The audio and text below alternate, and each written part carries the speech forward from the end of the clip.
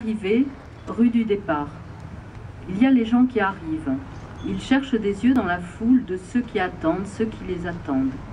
Ils les embrassent et ils disent qu'ils sont fatigués du voyage. Il y a les gens qui partent.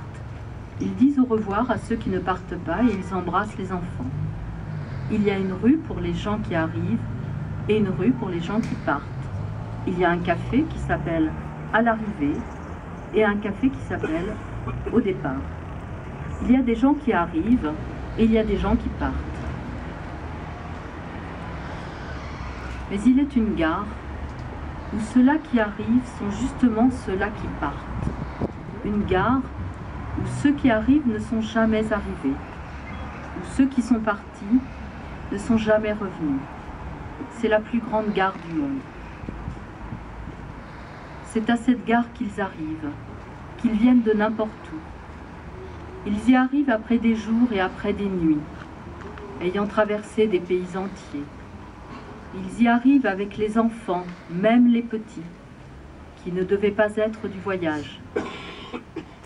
Ils ont emporté les enfants parce qu'on ne se sépare pas des enfants pour ce voyage-là. Ceux qui en avaient ont emporté de l'or parce qu'ils croyaient que l'or pouvait être utile. Tous ont emporté ce qu'ils avaient de plus cher, parce qu'il ne faut pas laisser ce qui est cher quand on part au loin. Tous ont emporté leur vie.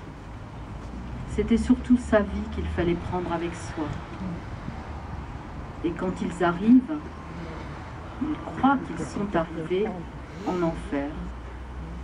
Possible. Pourtant, ils n'y croyaient pas. Ils ignoraient qu'on prit le train pour l'enfer. Mais puisqu'ils y sont, ils s'arment et se sentent prêts à l'affronter avec les enfants, les femmes, les vieux parents, avec les souvenirs de famille et les papiers de famille.